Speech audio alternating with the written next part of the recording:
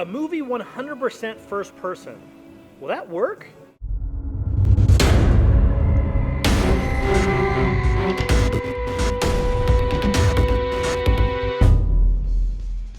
We're here at Brennan Theaters watching Hardcore Henry. This movie is pure action and violence, I should say. The movie is probably the most violent thing I have ever seen in my life. I don't watch horror movies, so it's possible this isn't along the lines of horror movies when you just get people being ripped apart, blood and gore everywhere. Now, I'm not saying that necessarily takes away from the movie. I feel that the action and the violence kind of feed together, especially with the first-person view. You are kind of strapping yourself in for a ride and just riding the ride up to the end of the movie. It's high adrenaline and high action. Now, when it comes to the actual story of the movie, the story is a lot more than I was expecting. So when you see the trailer of it, you just figure it's going to be give him a small reason to fight and then just have him fight everything in the world. But they actually have a reason for it. You're trying to figure out what's going on at the same time he's trying to figure out what's going on, and you're just kind of learning as he learns, which is pretty cool. The whole first half of the movie you're trying to figure out what's going on with a specific plot point, and when it finally gets revealed, it's like a relief. It's like, oh, finally, now I know what's going on. So you get that in the dark feeling like the character would, and you learn as he would learn, which is pretty cool, especially since it's in first person. You're basically him the entire movie. When it comes to the acting, there really isn't any acting. I guess there's a little bit of acting. So the idea behind the characters, most of them are jump in front of Hardcore Henry's weapon and explode. There's not really a whole lot of acting in that sense. It seems like the acting in the movie would be the stunt work.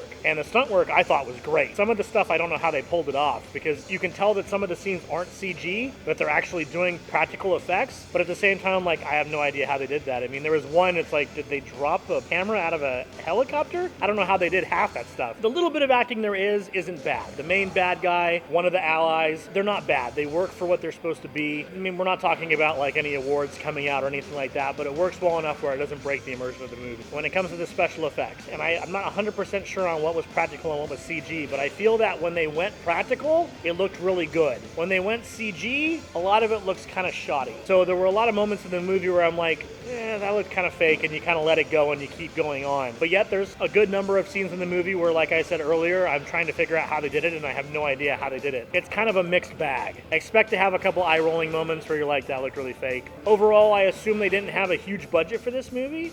It seemed to me, and it feels like it was kind of not necessarily an independent film, but a smaller size film than normally would happen with this type of action movie. And I think they did a really good job with what they had. Now, when it comes to the entertainment value of it, if you're someone that watched the trailer and said that looks like a neat concept, see this movie. You'll enjoy it. If you watched the trailer and said, what in the world are they doing here? Don't bother. It's not going to be your cup of tea. If you're into that high action, live action video game kind of feel, this movie did well with what it was presenting. Another key warning, if you saw the trailer and went, I get motion sick, I wonder if this will make me motion sick, yes, it probably will make you motion sick. There were a couple moments during the movie where I had to look away for a moment to kind of settle my stomach a little bit, because it is constantly moving. You're in first person and the camera never stops moving. I'm going to give this movie an 8 out of 10. It's very hard to compare this movie with other movies because I don't think there's any other movie like this. I think this is a one-of-a-kind film. I've never seen a movie go full first person, and it's the closest thing to a live action video game that I can think of, and just balls to the wall action like the entire time. There was a scene in the Doom movie that was kind of like this, but it was just a scene and it was kind of cheesy. This isn't in that vein. The whole movie is first person. The whole movie is non-stop action. One of a kind, but extremely entertaining. And let's hear what our others had to say. A little better than what I expected as far as story goes. And I'm not saying this lightly. This was the most violent action movie I have ever seen in my life since 300. Actually, 300 kind of pales in comparison as far as bloody and gore goes. But it does keep your attention.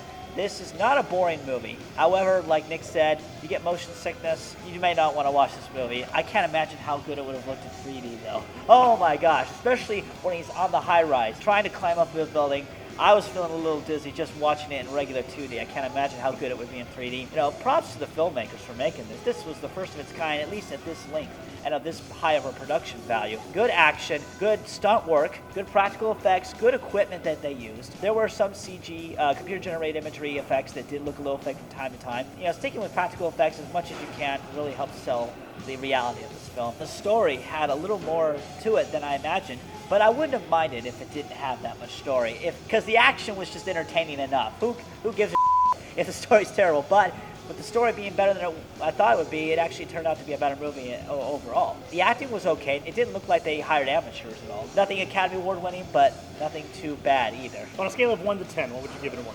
Entertainment-wise, for action movies, I'd have to give it a solid 10 as far as entertainment value goes with action films. Okay, make it a 9.9 because there were a couple of weird moments that are like, okay, this is a little awkward. Why are they showing this? But other than that, I was highly entertained. I was not bored, although I did get a little bit of a, oh, this camera's moving around a lot. It was just great. It was a great action flick, first of its kind. And if they do a sequel, I'll go see it. And I hope this movie makes a lot of money because it didn't get a very wide release and it deserved it. Filmmakers worked so hard to make a movie like this. I can't imagine how difficult it must be. So I'm curious, what is your favorite high action movie? I'm talking just pure action. Be very interested to see what you think. Leave your answer in the comment section below. Like this video, subscribe to the channel for reviews every week. Remember, you heard it here at The Source.